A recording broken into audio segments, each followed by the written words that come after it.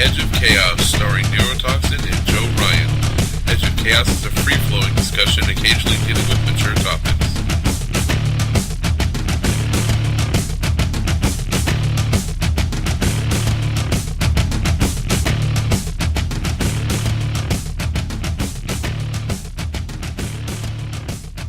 Well, Joe, everything's bigger in Texas. Stop looking at me when you say that. Even you. Stop looking at me. Honestly, for our listeners that haven't been with us very long, I haven't traveled in this country that I so love in a long time, or I haven't really ever traveled a lot of places in it. I haven't been in the great state of Texas, and I'm in it now visiting Joe, and this is pretty amazing. I must say, this is pretty nice. It's nothing like the stereotypes, just like California is nothing like the stereotypes, but I'm rather enjoying this. Yeah, but Ted Cruz is our senator, though. And Dianne Feinstein and Barbara Boxer are mine. What's your point? I can't name my other one. Is that bad? Cornyn, John Cornyn. Oh, right. Another all-star. Another one to be proud of. Right? Yeah, right. I want to exactly. take pride in. That's the funny thing. It's like, I hated them too. Boxer and Feinstein. Yeah, whatever. I just hate them from the other side now. Whatever. So, it's just, I think you hate the ones you have more. So it's like, now that you're over here in the red land, I can really you're start moving to the left a little bit more. It's kind of cool having a dog in hating Ted Cruz now. Like, I'm his constituent now. So, like, I'm not just some guy throwing bombs politically. I'm actually his fucking constituent now, so fuck you, Ted Cruz. And I'll say that as many times as I like. I don't hate Ted Cruz that much. And the even better part like that is if he loses, he'll lose. I get to vote against him the next time he comes up for re-election in Senate. And that'll be fun. Wait, you're going to vote for a Democrat then? Or are you I'll vote for anyone but him. I'll vote for a dog over him. Really? Yes. You're that against him? Yes. See, I think if I were in this state, I might actually consider the incumbents. And that goes for both of them. I'm not a big fan of them, but they're actually politicians I have something in common with. Whereas Feinstein, maybe, but Boxer's just got to go. I can't stand Isn't she her. the one that's retiring? I think she might be. She's the one that's retiring. I haven't been as up to date on these things as I should be in the last few weeks. But speaking on things I haven't been up to date on that Joe has been sending me horror stories about as I've been on this road trip, it looks like now it's just open season on anyone in this country whose skin is not white. This is a subject we've tackled many times, and it's really funny how I think what was our first cop show was 3 years ago, I want to say, and in 2012. Yeah, it was one of the first pilot shows. It was at a time where this was not being discussed in the major media. That show, I want to bring that up. That show was on a homeless man being beat to death. A mentally ill homeless man. Anaheim, yes. A mentally ill homeless man being beat to death in Anaheim. And there was video of him being beat to death for nothing. I mean, the guy was obviously very incoherent.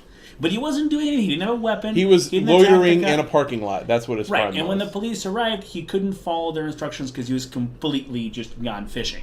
And he wouldn't listen, and the cop just wrestled him down. Like 5 more cops ran in, and they just, no matter how much they beat him and tased him, he wouldn't submit, so they just beat him to death. Right. And there were protests, there's a lot of upheaval, but nothing happened. Not one officer was charged, not one officer removed from the force. And when that all came through, Joe actually came out with a written piece you can read on edgeofchaospodcast.com saying it's open season on the homeless. And he was white, mind you, but he was poor, homeless, and mentally ill. Right. So that's like being black. Right. I don't think it's I think here's the thing. I've always said this, and I'll say this again. It's really the skin color thing is a factor. It's wrong to say it doesn't matter. It's equally wrong to say it's only racism that's the problem. It's not only, but I think it's like it's one of the groups that has a target on their back when there's a cop around, and the homeless homeless is another one, right? If you're homeless and black and mentally ill, you should just hide somewhere out of sight. Yeah, exactly. It's like the Lord. movie The Purge.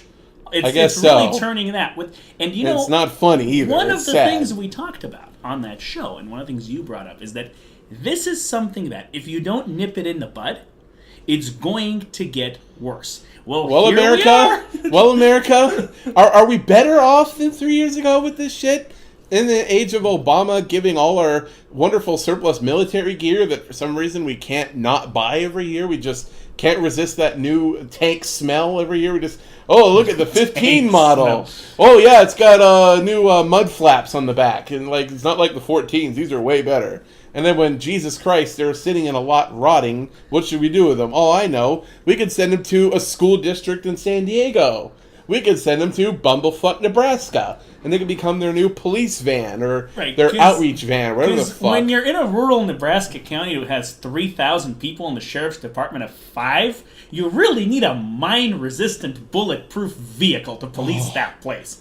And you've seen these videos they make, these cops, where they're out in a field just demonstrating what it can do, and they put rock music behind it, and they're like, yeah, look at our tank. And I mean, how's it not what you were saying with guys playing with toys? It's the same It really shit. is. It really is. These guys all know each other. It's not even a coy, subtle thing. They're doing it openly. And think of the kind of calls they get in that county. It's like, hey, sheriff, yeah, Bob's drunk again. He won't leave my bar. Can you come get him, please? Oh, you really need a fucking take for that. Well, I don't know. That bar is kind of in a rough side of town. We had 2 loitering complaints there last week. Yeah, Let's but those go are in from the goats. tank. But those are from goats. Let's They're go about with the somebody's tank. goats getting out of the frickin' farm. I mean, come on. You need a tank? No, this isn't funny. No. They don't do this in Afghanistan. Okay? If you have a town of 2,000 people in Afghanistan, and you have tribal leadership and all that, which is not exactly the same thing, but it's all nepotism. Everybody knows each other. It's not like the big city. They don't break out the guns. You go talk to the tribal leader and you try to resolve the conflict. And they figured that out in fucking Afghanistan. And here we're giving these guys tanks. And, you give someone a tank, this is a problem. And this is, I'm a huge advocate for the Second Amendment. But one of my big problems with weapons in this country, with guns, is how we treat them. We treat them like toys. Yes. We've got more guns probably than the rest of the world combined. But we have a lot of people, unfortunately, who are very pro-gun, but they treat them like, hey, man, look at my gun. It's just like, dude, put that thing down, you fucking idiot. Yeah, not to be outdone, by the way, the Texas House just passed an open carry law. So with training, that was the thing that the gun nuts were pissed about. You have to get a concealed carry permit, like training, to have open carry here. But anyhow, that's getting off Whereas subject. before they didn't have it? I think before it was actually, you'd be surprised, it was actually not that legal to open carry around here. People thought it was. Know the specific. You really were harassed by cops a lot when you were doing that. But anyway, yeah. Well, we should clarify for our listeners which specific cases we're talking about. And obviously, unless you live under a rock, you know at least one of these. Let's start with the most popular one, Officer Slager, which was the guy in South Carolina in North Charleston, not Charleston, people. Please leave that guy alone. The poor guy who runs Twitter for Charleston has been up to his ass and people going, fuck you, but North Charleston, not Charleston. Anyway, that's that aside. North Charleston officer, he pulled some guy over for a broken taillight. Now, I saw that video. I don't know if you did. The taillights were fine. Maybe that's just me, but I know what I saw in that video otherwise. It was a black guy driving a Mercedes. Well, is that legal obviously that guy's a drug dealer. In South Carolina? Apparently not, because he got pulled over. So killed. He must be a drug dealer or a pimp, right? Nodding your heads. Yes, of course he is. Yes, everyone in South Carolina knows that. So he was talking to this guy, and it starts out like any traffic stop. That was the amazing thing about it. And I think the most chilling thing about this whole thing is the nonchalance from beginning to end of this guy. So we see his dash cam video. We hear audio. Okay, you got a burst taillight. Hey, have you bought this car? And admittedly, the guy had some dodgy answers. It was unclear if it was even his car, if it was a buddy's, if he was buying it, if he was borrowing it. He's not required to answer that's these the point. questions. Right, that's it's the called point. The Constitution, people. Unreasonable search and seizure. You have to tell a cop shit. What basis did he have at all? A broken taillight? No, he didn't. Right, and that's the real takeaway. Right. And then did the guy have a license, registration, insurance? You don't have to tell the cop anything. Where are you headed? None of your fucking business. Where are you coming from? None of your fucking business. Whose car is this? Look at the fucking registration. You can literally give a cop those answers. It's legal. Oh, and that's the other thing. We should get to that later. People not knowing their rights. And obviously this guy, it's not his fault he got killed, obviously. But if you don't want to get killed, ladies and gentlemen, know your rights and use them. Anyways, so, the guy, he gives him documents. The guy goes back to his car and he's doing his shit on the computer in the cop car. And the guy takes off running. And then all we hear, we don't see anything from there because it's a car dash cam. We just see the car. The guy runs away, the cop runs after him. All we hear after that is the guy's mic, which I think is pinned on his, jacket somewhere or whatever. And him chasing this guy, stop, come back. And then that's it. And there's a gap of time, and that's when this passerby happened to film the rest. We see the guy, I think it looks like the cop almost tries to grab the guy, and the cop caught up with him. He pushes off, and the suspect pushes off and runs away. The guy, just calm as you can be, reaches for his service pistol, pulls it out, points, aims again. He aims twice, mind you, which is what they train you to do. He has time to sit there and aim, though. Right. And he shoots 8 times. Shoots the guy 5 times in the back as he's running away. He wasn't armed. He didn't have a knife. He didn't have a gun. He didn't have any probable cause for anything this guy was doing except for maybe he's giving dodgy answers to questions I might not have had a right to ask in the first place. And he shoots him dead. And then you see him drop something next to the body, And which he's like, a lot of people just nonchalantly, calmly waltzes just over there, nonchalant. Like, another day at and the he office. plants a weapon. He plants what looked like a taser next to the guy. Right. And the cop claimed that the guy went for his taser, even though we see quite clearly the guy didn't have anything in his hands. No, the If taser, anything, you look at that stuff in the video, the taser is laying the taser there. falls by the cop Right. as the guy runs away. If anything, maybe he pushed the taser out of the cop's hand before he ran away. You tried to tase That's him, as yeah. close as he got to it. But point being, you see this guy plant, it looks like he plants a weapon, calm as you can be, shoots him, and here's the real fucked up part. After these cops do this shit, in any video you can ever see of this, he doesn't try to help him. He doesn't try to check his No, pulse. you put handcuffs on him. CPR. He handcuffs him. Hands of the corpse, because And the leaves dude's him dead. fucking There's not... bleeding on this ground. And this guy who's standing there filming it is going, what the fuck? And this guy who filmed it, to his credit, for about a day, the rest of that day, he acted like he was the only one in the world who knew about this besides that cop. And the other cops who came to clean up the scene. He didn't report it, but then when he saw the police department trying to spin this as if the guy was violent, as if the guy was running at him. This was not Michael Brown, ladies and gentlemen. He was running away, and we have proof now. But he saw the cops, he was like, are you fucking kidding me? I was there. The guy gunned him down. He was running away. He wasn't a threat to anybody. And he fucking shot him in cold blood. And so he takes, and this was the mistake he made, he takes the video to the police, and he says, obviously you guys have been lied to. You need to know the truth. Look at this video. And the cops went, could you come back here for a second? We have some handcuffs for you. Yes, some paperwork, right, in a dark room with no cameras in it. I mean, this guy's lucky he didn't get trumped up on charges. That shit happens. But anyways, so he gets blown off by the police. They act like he's some nut. So he thinks, okay, and he goes to the media. And, well, you know the rest. That's it. Yeah, that went to shit very, very quickly. Yeah, it was so bad that the cop's lawyer dumped him after seeing the video. Like, literally within 24 full hours of that video being made public, this guy goes from probably getting away with it to losing everything and probably maybe going to jail for life or getting executed. Fired from the police force. He could be executed behind this. But he's flat out fired. Like, not suspended, no investigation. Fired. That's they were behind him. He was on paid leave your before badge. that. But like, no, after that happened, actually, the chief of police was down there, your badge right here, hand it over, asshole. And then another thing to mention, some audio came out of afterward, because these guys have mics on them, I guess. They do. Yeah. Of some other cop just calmly discussing, oh yeah, this is what's gonna happen next. You're gonna have to give up your revolver. There'll be some paperwork. Do this and that and the other thing. And you should, think about what you did and then write it down later after the adrenaline stops pumping. And the guy's like, it's pumping. Like, he's all just kind of, oh, hey, whatever. Just another day at the office, right? He's not, I think what concerns me about that whole thing, he's so unflappable during this. It's just so much a part of his routine, it seems like. I mean, obviously, we're outside looking in. We're having to make interpretations of this guy. We don't know him besides this, but it doesn't look good. And it looks worse. This police department, they were standing behind this guy up until the minute and here's the problem. It's not questioned, really. The cop says it happened, so you can etch it in fucking stone next to Moses' 10 Commandments, because it's gospel. It comes from above. That what he said happened is exactly what happened. And it's like, people act so shocked when you hear one thing from the police department and the officer who killed a person. Let's not argue justifications right now. He killed someone. So if the guy's dead and you're the one who did it, you have to have some kind of a reason. But you can't just think that the guy's not going to try to protect himself, even if he doesn't have the institution behind him. Well, on that same note, moving on to our second case today, we've got a few for you. I believe it was Tulsa, Oklahoma, and you're the one that turned me on to this, right? Yeah. Where the guy, I guess there was a sting.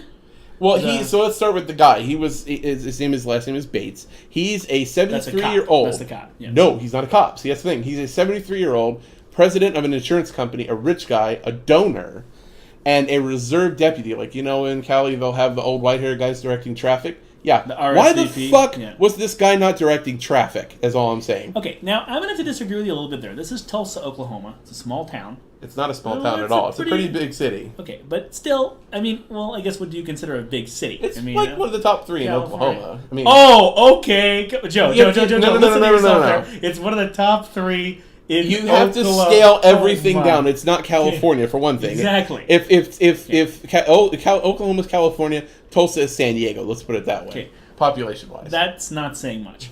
All I'm saying is a lot of these smaller cities, they have a lot of volunteer police. And according to some of the sources that you've sent me, that you've shown me, this guy was trained. He had the training. He knew how to use a gun. So the training, in my opinion, his presence, him being on the scene, him being a reserve officer, wasn't the issue. I get the impression from everything I've read, from everything I've seen, this is actually fairly common in these kinds of jurisdictions. That doesn't absolve him of responsibility for what happened. I'm just saying it's really not about the... You know, to your credit, actually, I was not about listening who to the this guy radio. is. To your credit, I was actually listening to the radio around here the other day, and a cop called in, and he's like, no. Out here in Texas and Oklahoma, there's a certain amount of Wild West remnant kind of thinking in some of the sheriff stations, especially when you get to smaller towns.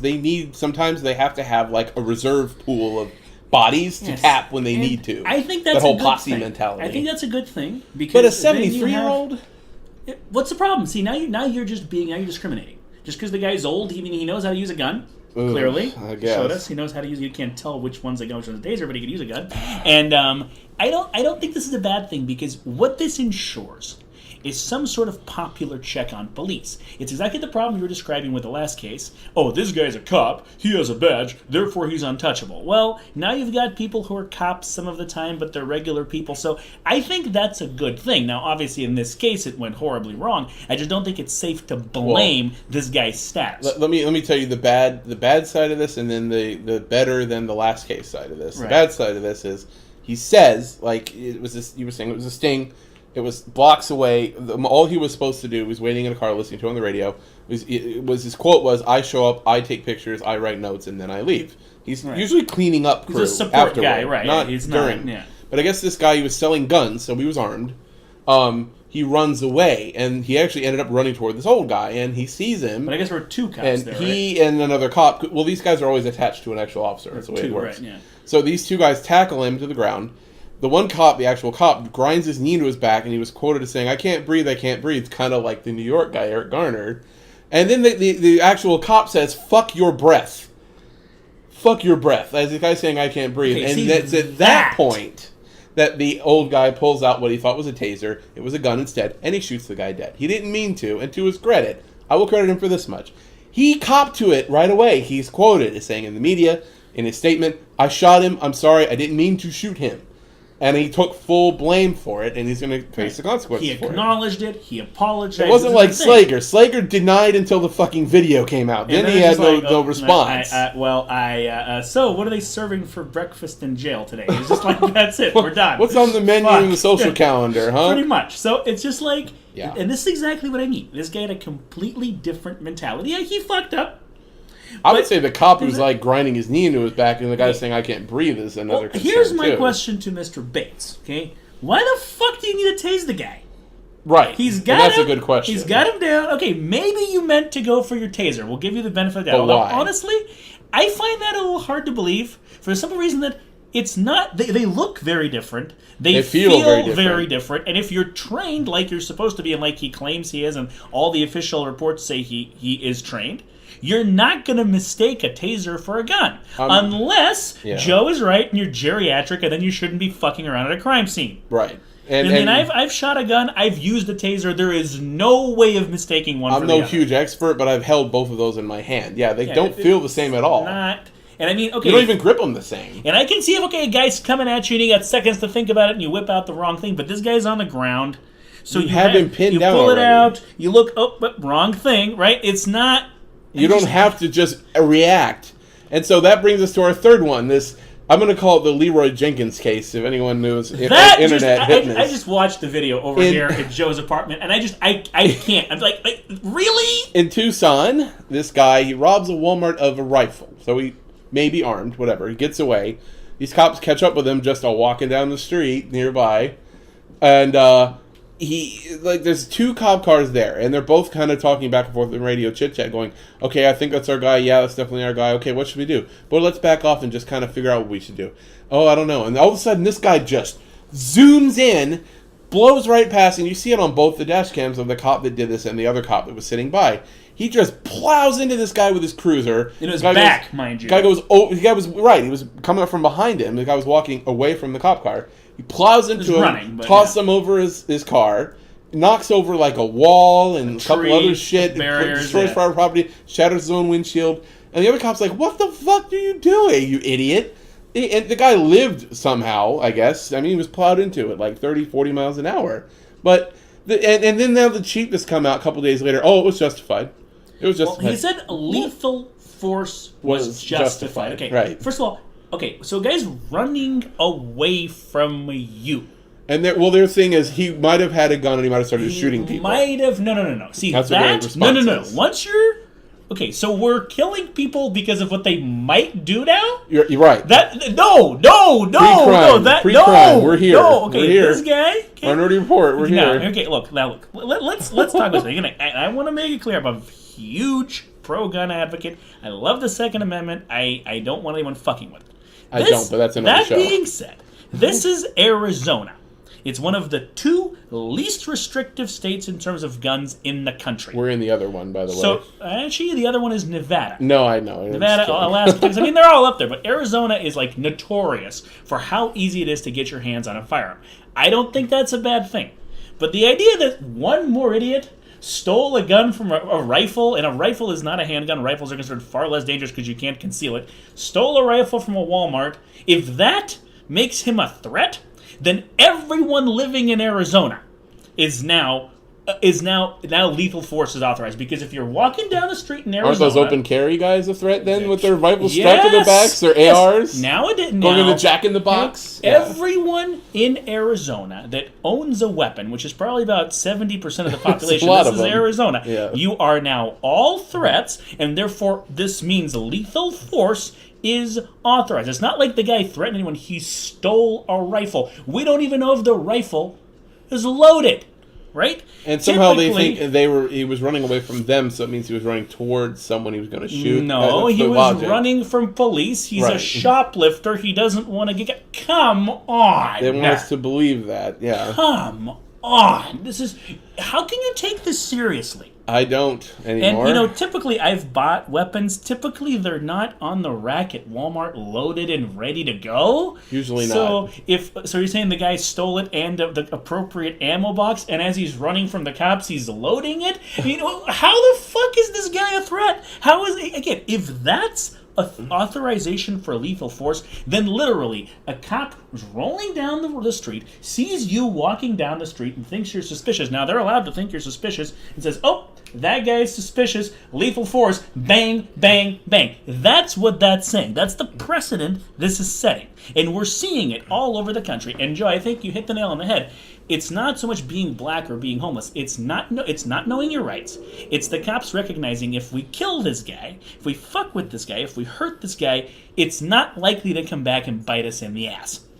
Yeah, cops are like anyone else. They want to save themselves trouble if they can.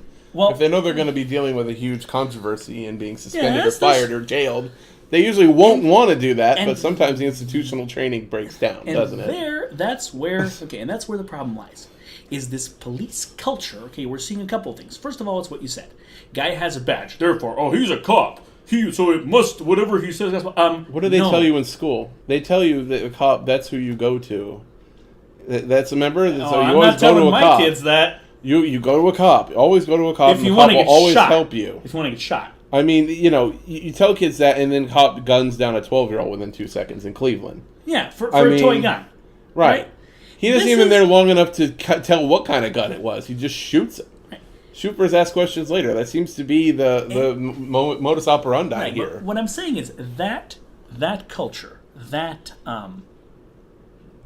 cultural outlook, that because it's a cop, that somehow makes him right. No, the Constitution specifically says that's not the case. That's a uniquely Latter-day American point of view, isn't it? The Soviets don't have that fucking point of view. The Chinese don't have that point of view. The Robert Mugabe in Zimbabwe doesn't have that point of view. But in the U.S., we have something called the Constitution. It's still there, folks. It's there. No one's gotten rid of it, Mr. Mostly President. for ornamental purposes. But it's there. Okay? It says, habeas corpus and Fourth Amendment and all that. No, you're innocent until proven guilty. The Supreme Court's been chipping away at those for a long time, though. But they haven't really managed to break them down, have they? And we go through periods when there are less and more. But all I'm saying is, where does this idea that because he's a cop, that makes him accountable just because he has a badge? Now, what I hear from people is, they're sworn in.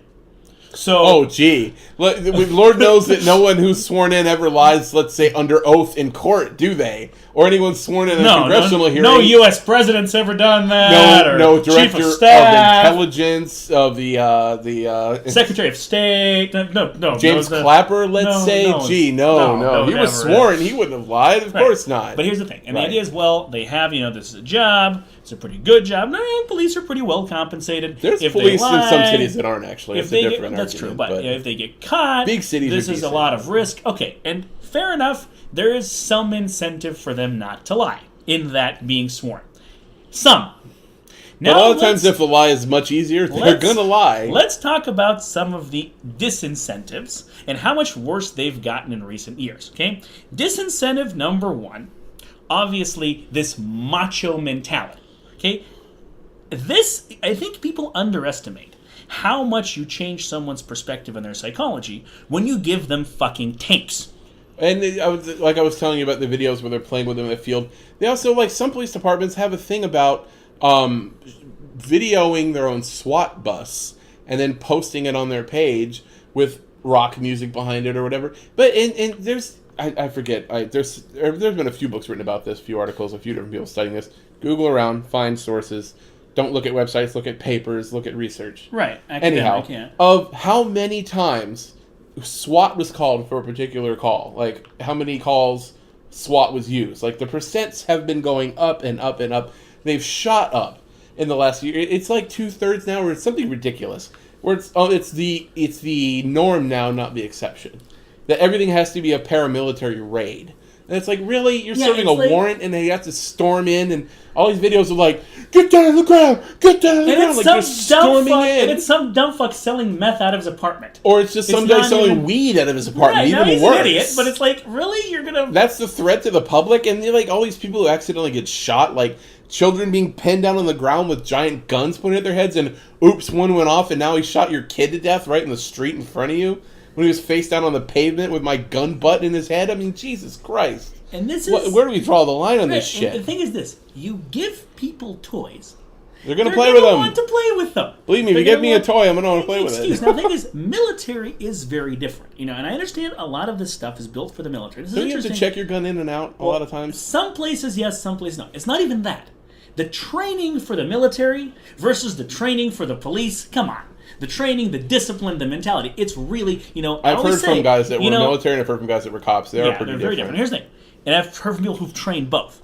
When we went into Iraq and Afghanistan, I said for years, the reason we're going to fail at these occupations, and I was completely right, is that the world's best military still makes the world's shittiest police force. Right. When you cannot control a whole country. We took down the regimes in charge just like that, like they were rabbits. It's okay, now what the fuck do we do with this place? And I know that's the point you're building to, and a lot of people have said that. There were so many, we're treating cops like soldiers, and now so many soldiers are becoming cops. Right. Because they're not really qualified to do anything else. That's the closest thing even resembling what they did. We'll get there. But, now it's becoming the opposite. The world's best police makes a very shitty military. Yes. And this is what's going on, with this militarization. First of all, a lot of these, one of the things I feel these weapons, these are not really tanks, we can call them that. But all these mine-resistant armored personnel vehicles, right, carriers, whatever they are. But we built all these because of the places, these kind of wars that we were fighting against insurgents. IEDs, that were using a lot bombs, of, yeah. and RPGs and all that. Because the unarmored Humvees were getting blown to shit. Right, because even tanks don't do shit because you can't get through there. They'll still blow you up. Right. Or you can, yeah. So it makes sense why we built them. And now, these, you're not just going to put a tank in the street. That's too much. But these things, you paint in a different color, and you maybe take, you take like the machine guns off, and all of a sudden, hey, look at your new SWAT van. You can paint hippie colors on it for all I give a shit. It's still a fucking mine-resistant armed military vehicle. That's what it is. And that's what it's designed to do. Right. So now the other thing is, if you do have military guys who are anxious to play with this shit when they get in, they're young, but they get to play with it. They go into even if they're not in combat, they get to play with it when they're trained. I mean, they get it out of their system. If you ever have sit down with someone that's been military for that's done 2 tours, start talking about weapons and technology, they'll talk about it, but it's just completely, they're indifferent to it. It's like a doctor talking about medicine. They're over it. Right. Whereas the cops, I've known a lot of police personally, and their work most of the time is pretty boring. Yeah, people think cops is all like movies. It's not like the show Cops, people. It's running down dudes. It's busting heads. No. A lot of times you're sitting and filling out papers. Writing paper, or even like you're hanging around. Or hanging in court, or just waiting in court. They do that a lot. Or even like you're hanging out in some parking lot and there's some drunk douchebag there that's bothering people and you have to talk him out of it and you don't want to cause a scene. I mean, it's, I'm not saying it's not important, but it's, it's not the kind of, it's not how you see it on TV. It's way more dull than people think. It's a dull, boring job, and it's like for every hour of action, there's 4 hours of paperwork. Right. So now, sitting and waiting for something. And a lot of these guys, whether they're ex-military or not, now the ex-military, I think you're right, adds a whole other factor because now you have guys that's all, they're combat trained. They want to go out there. This is not combat. Like 2 years ago, they were in Mosul. Now they're patrolling some bumblefuck neighborhood in Cleveland that isn't the best. And it's full of dark people. Gee, how do we think the guy's going to react? He's going to snap into his old routine, right? It's not even. I'm not even completely blaming the guy, even though maybe he should have had some self-awareness that wasn't the best line of work for him. Maybe the people who hired him should have thought about that. Again, right. It's like failure at multiple levels. That brings me to the second disincentive. And that's, you have the weapons and the culture. But the second disincentive is really this camaraderie between cops. And you really can't deny this anymore. These cases are breaking it wide open. You have the police in the Tucson case, you're saying, no, it's just, how the fuck, I can't. The fact that you're so twisted in your logic now, that it's so ingrained in you to not see a guy running over another human being with a fucking cruiser with a bull bar in front of it, who wasn't even directly, it's like, even if he was pointing a gun at someone at that time, like, the fact that a brutal thing like that doesn't even faze you, and then you stick up for it and defend it later. Wow, that is some twisted presto logic that I don't even know if I want to understand. And even in South Carolina, in North Charleston. I almost did it. I almost said Charleston. North Charleston. It's South Carolina in North Charleston. North Charleston, South Carolina. Right, that's how you remember it. Yep. They were totally going to just treat this as another. They were going to go to the wall for the guy. Totally. And as much as I despise this organization, the chief of the NAACP for South Carolina came out and said, we're not satisfied because the only reason the police chief didn't cover this up was because of the video. And it was 3 days later. Absolutely right. The cops never even called the family of the guy who was dead until after the video came out. The mayor, the police, nobody. They were treated like they were getting stonewalled. They were getting blown up. They weren't getting any answers. It was what they call the blue shield, the blue line. Everything. They circle the wagons. That's standard operating procedure with shit like this. And it doesn't matter what they say happened. They will back them up every inch of the way until a video surfaces. Oh shit! Okay. Now it's a PR disaster, and you're on your own. Right. It takes that, and we can't record every interaction, even with body cameras. We can't. No, you can't. And now imagine. Okay, now so if you're a cop, okay. Now, the third disincentive, I'm sorry, one more, and this is the most important one. This one's always been there, okay? When you're a police officer, and this is going to make a lot of people that disagree with us happy that I point this out. You are constantly risking your life.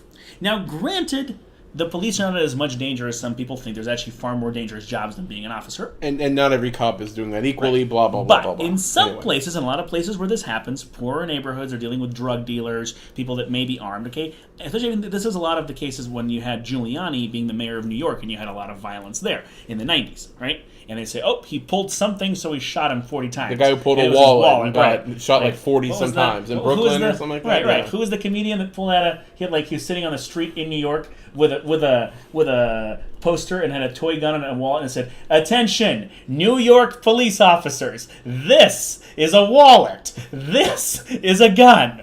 So yeah, it's the same thing. But here's the thing. And those guys, actually, the guys who shot him, they gave an interview and they said, "Look, we're out here in these shittiest neighborhoods of New York, and every single day there's a cop that gets shot at. He doesn't necessarily get shot, but guys are pulling guns on us constantly. And we have families, we have children, we don't want to die.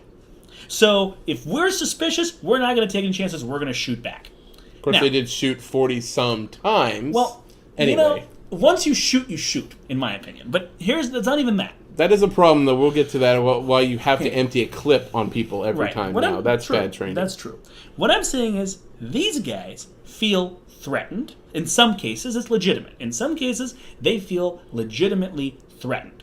So you're already going into a situation where you're pretty heavily conflicted. You really have to have nerves of steel. It's like, all right, well, I can shoot this guy if he goes too far, and because I feel threatened. But if it's determined that it didn't go far enough, then it wasn't authorized, I could lose my job, I could lose my whole life. So I could either get shot and hurt or killed by this guy, or I could lose my career, potentially go to jail. That's a shitty choice to have to make for some fucking drug dealer. Okay, I understand that.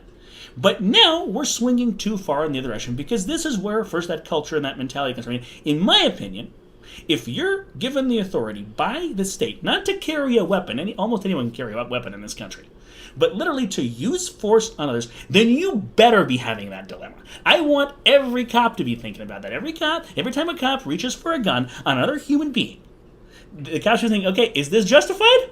Or am I going to jail? That's how it should be. Remember in TV and movies, remember in the original Die Hard, I'll use that as an example. The original Die Hard, why did that guy work a desk? The guy who ended up playing Carl Winslow in Family Matters.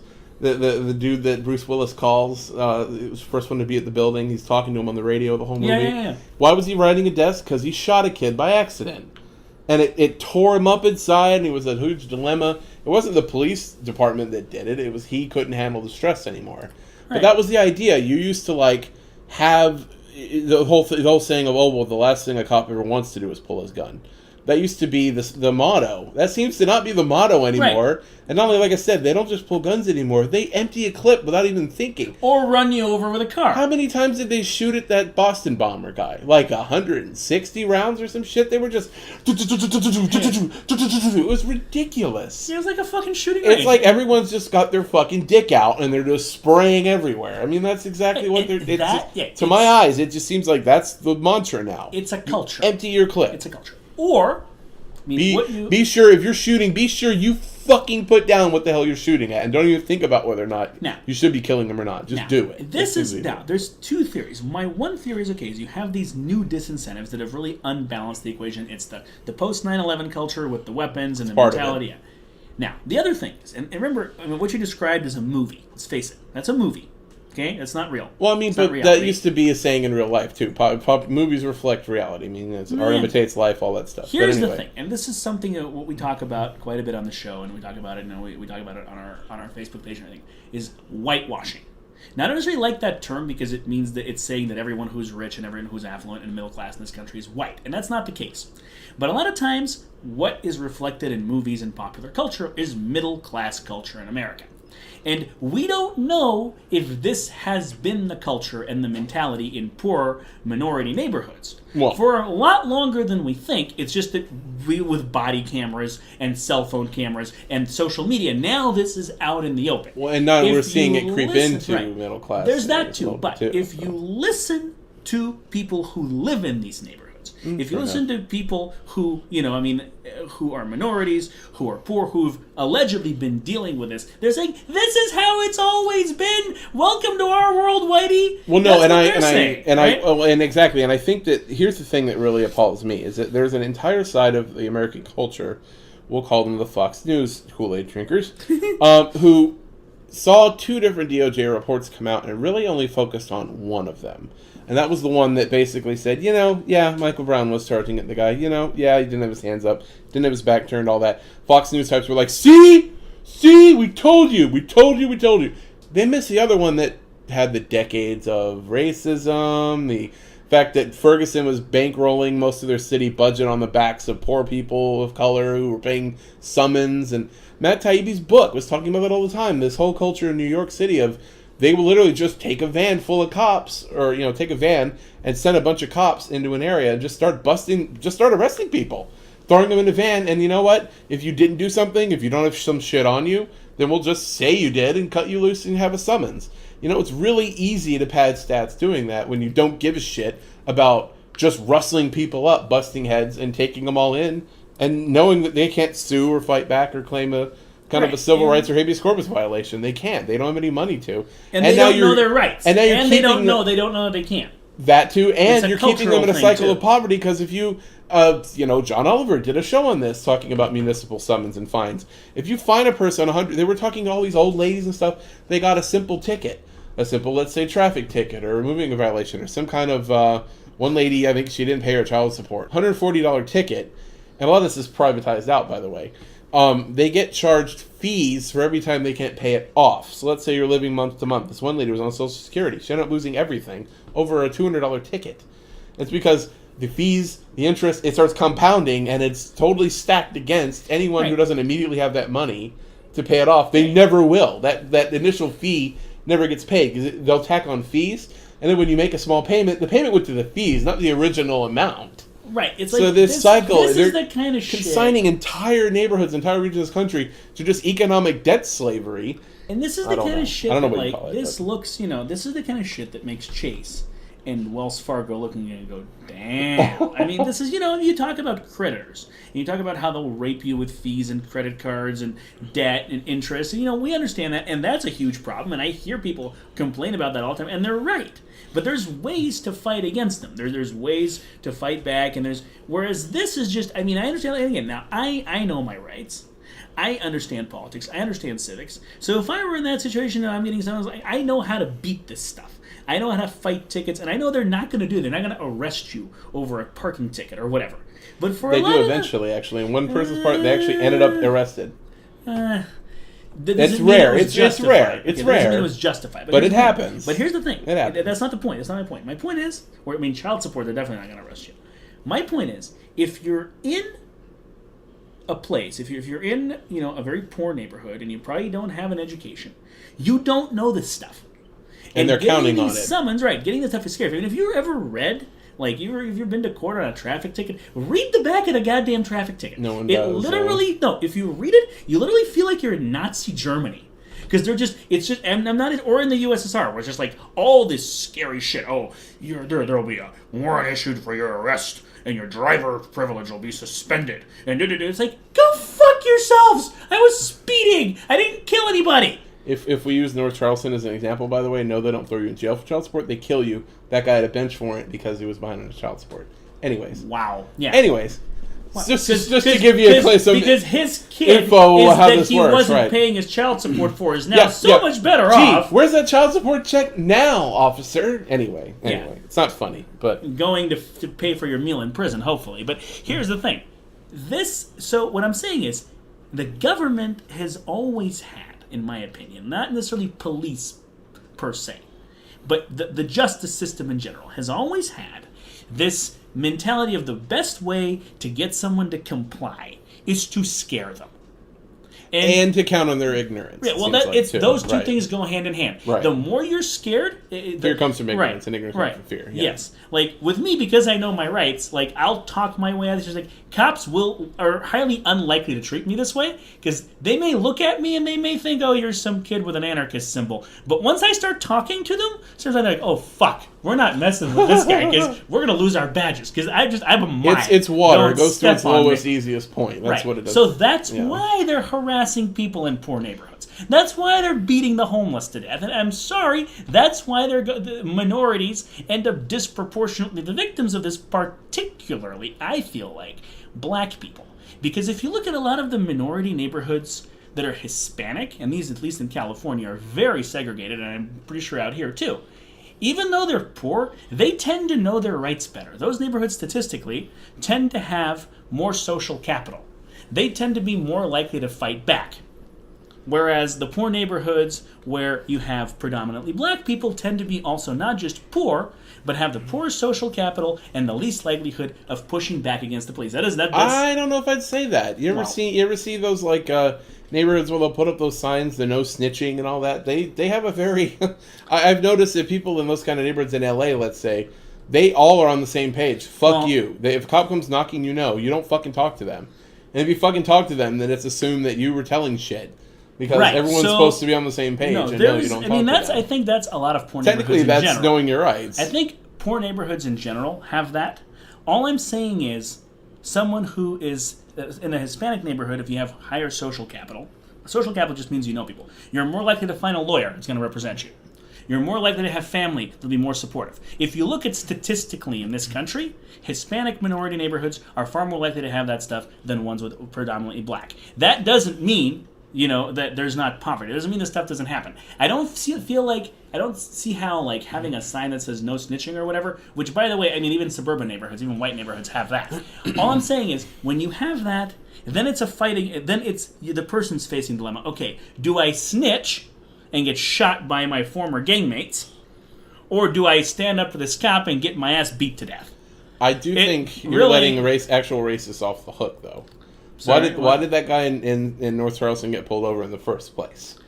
Well, why does Chris Rock get pulled over 7 times in 3 months? Oh, undoubtedly. That guy on The Wire getting a cop screaming at him and asking to get the fuck out of the car just for being pulled over. I mean, undoubtedly. Skin color has a factor. It has for a long time. Undoubtedly. In some places. I mean, I'm not going to say all cops are racist. I can't make that judgment because I don't know all cops. But we've seen too many, let's call them incidents, of people dying, of people getting injured, of people getting shot, of people getting harassed, where you can't just say it's not a factor ever in any case. I won't go that far. That's part of it. And it's not just economics either, because like I said, it doesn't matter if you're famous and black. You still get fucked with on a regular basis by these guys. Well, yeah, again. And I forgot. Here's another one from the world of sports. Did you know that the playoff race in the NBA, which just kicked off today, did you know that it was affected for the top-seeded team in the East? I know your eyes are rolling back in the back of your head thinking of sports. Top-seeded team in the East in the NBA is without one of their better players because of the police. Did you know that? I have not heard this, no. In a club in New York, and you can say, NBA player at a club. This guy was Swiss. He wasn't some, gangbanger from Compton. Let's start there. This guy is Swiss, but he is African. He's of African descent. He's a light-skinned guy, but, still. A cop looks at him, he's going to say, okay, that's a black guy. Let's just point that out right now. His name is Cephalosha. So, he and his friend who were leaving this club, they notice cops beating a guy, or thrown on the ground, something. They walk up to just looky-loo. You could say whether or not that's justified or not, but they're not the only ones doing that. But they're tall NBA guys. They stick out in a crowd, right? And so one of these cops basically starts roughing this guy up. Starts, what? Go away. What are you doing? And he grabs him. Then he throws him to the ground, takes his nightstick out, and whacks him on the leg, breaks his leg. The fuck? Knocks him out for the whole rest of the season now. For what? For nothing. He wasn't doing anything. He was looking. He was watching with along with a shit. You can see in the video. There's a whole crowd gathered around this, and you can hear these like club girls in the background. What are you doing? Oh my God, Jesus! Why are you right in front of all these people? They don't give a shit. It's so. This is what scares me. It's so ingrained, and it's like in that moment. Did that cop even know who he hit? No, he didn't until afterward. Why? It's just a black guy at a New York club. He's a black guy at a club. Oh, you must be some and he's a drug big dealer guy too, or a gangbanger or something. That's it just I can't describe this to all police, but when I see shit like that, this is why I'm saying there's a race factor in here that the Fox News types they don't want to fucking concede that point that it's ever a factor. It is. Sometimes. No, it certainly is. And honestly, like I said, and poverty is another factor. It's just stunning. It's a factor of, the other... There's a guy who's not poor. He's a rich athlete, and he got beat What I'm saying is, you have biases. Obviously, we've talked about race bias in many factors. We've talked about it in economics. We've talked about it in police work. We've talked about it in a lot of things. It's there. It's real. It exists. And undoubtedly, some police are racist. They deal with it. But it's definitely not the only fact. Right. Who I'm telling you to deal with it is the Fox News types. It's real. What I'm saying is, again, what we have is an imbalance. There used to be, that's the incentive to beat the guy up. And then you have the disincentive, okay, what is going to happen to me? And it feels like on the one side that disincentive has been eroding. On the other side, we now have the technology that this shit is out in the open. We can't pretend it's not happening anymore. And people, this can only end one of two ways. And I'm telling you, my specialty is international relations. So all I do is look at history, and I study disorder, and I study chaos, and I study, hence our show's title. Right. How shit changes in countries, okay? We can get the politicians, whether they're federal, state, doesn't matter. They can get their shit together and they can say, okay, right, this has got to stop. We got to take these toys away from these police. We've got to stop selling them military gear. We have to change the police culture. And we have to acknowledge what's going on. We have to enforce the Constitution. And this really, in my opinion, I was saying this with Ferguson too, you have to be punitive with the guys at the top. With the chiefs, with the sheriffs, with the captains, be like, look, no. We saw with Ferguson, that racism went all the way to the top. All the way to the top. There was never any doubt in my head that it was all the way to the top. Because look, now we have proof. Because if you have a cop who's in his 20s who started in the last 5 years and he does that shit, he's only doing that because he knows the chief's going to back him up. It comes from the training, right? There's no way, and he knows he's going to be backed up. Otherwise, the disincentive would be there. Right. Okay, that's one way it can end. The other way it can end is we're going to have, the LA riots and Ferguson. What was the other one? Was the one in the 60s? The Watts. We're going to have that Democrat convention on steroids. And I can tell you, because this is not like the 60s. You have Twitter. You have Facebook. You have these cameras. Those things all happened in one place in the country. Imagine the whole country turning into the Watts riots just for a week. Does that sound like a pleasant future for America? Because let me tell you, that's where we're heading. Yeah. We're heading there for multiple reasons. Economics is another big one. But we're talking about a wholesale breakdown of trust with law enforcement. And let me tell you, look at Egypt. Okay? What happened to the police in Egypt? Okay? Look at the Ukraine. Okay, look at those places. What the last phase? Okay, people come out, they protest, they're pissed off. The police break out. They're not saying, "Oh yeah, okay, that's it," and it all just goes to shit. Okay?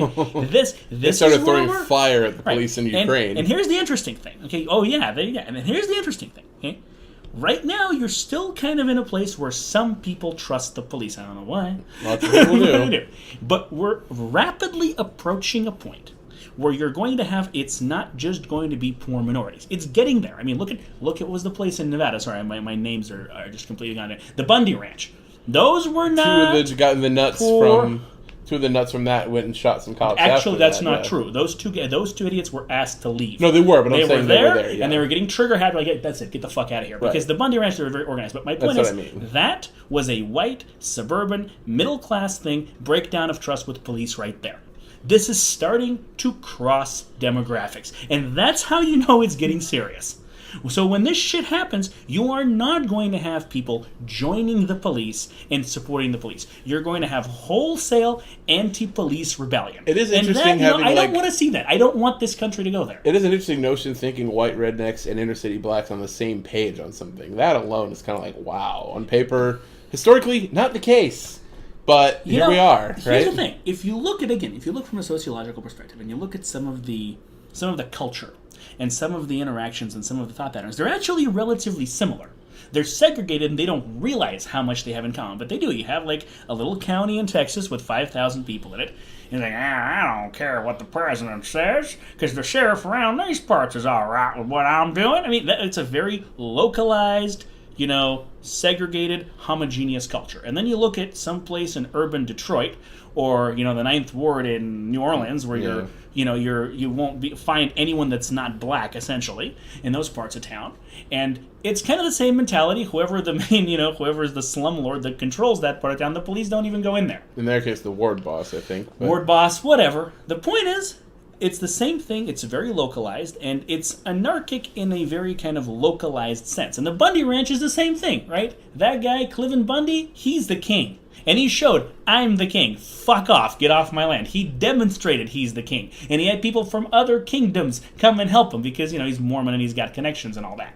So it's happening, folks. This country you're saying the Constitution is only for non-criminal purposes. I disagree. This country was designed to decentralize authority. And it's still in place. It's still there. And if you have, now we do have a problem with centralization. Militarization is centralization. Police departments, not only are they being sold this shit, how are they buying it? They're getting federal grants. It's federal giveaways. And they're not giveaways, they're grants. And for those grants, what do they have to do? They have to hunt down, they have to take so many drug dealers. It's shit that a lot of localities don't want to do, but now they want their toys, and that's how you motivate them. Yeah. So this shit cannot end well. Because when you have your local police and your local sheriff, they want to maintain a good relationship with their people. But the federal government doesn't give a shit. They're too far away. And and in the small states, same thing. This is what's going to happen. So I really feel like we're on a very bad path. This is not going to end well. And, it's going to be like, we're talking about the 60s. Like, the 60s, that was the first wave, right? And then things really went to shit, and now it wasn't just the black people. That's how they're going to talk. First, the war on drugs happened, and then, read about it. Right. It's like, and it's interesting. You had prohibition before the '60s, and there was a lot of things that affected. We don't think of them, but a lot of the police militarization in that era came from prohibition. I mean, that's where the FBI come from. Yes, it does. So I think that's a good place to wrap up. I'll wrap one thing, and it'll dovetail to our next show here about electoral politics. If Rand Paul makes this a central issue, I might vote for him. But he has to make it one of the major issues that he's running on. And he's mentioned it? I doubt he will. He's worked with Cory Booker on this in Congress and stuff, but unless he makes it a central campaign issue, I may or may not. We'll get to my electoral choices in the next show. We'll do that in the next show. But point being is, if it's him, if it's somebody else, makes this an issue that they are going to address, I would consider giving my vote for that, because it's that important. It really is. Even if I disagree with them on a lot of other things, because we are going to a bad place. But anyway, that's a good place to wrap up on. Thank you all for listening. Of course, I am Joe Ryan. I'm Neurotoxin. Thank you for listening to The Edge of Chaos. We can be found on the internet at edgeofchaospodcast.com. That's edgeofchaospodcast.com. Contact the show, edgeofchaospodcast@gmail.com. Follow us on Twitter at edgeofchaosshow. We can also be found on Facebook at facebook.com/The Edge of Chaos. Neurotoxin's blog can be found at neurotoxins with an S. fyg.blogspot.com. For Neurotoxin, this is Joe Ryan. Thank you for listening to The Edge of Chaos.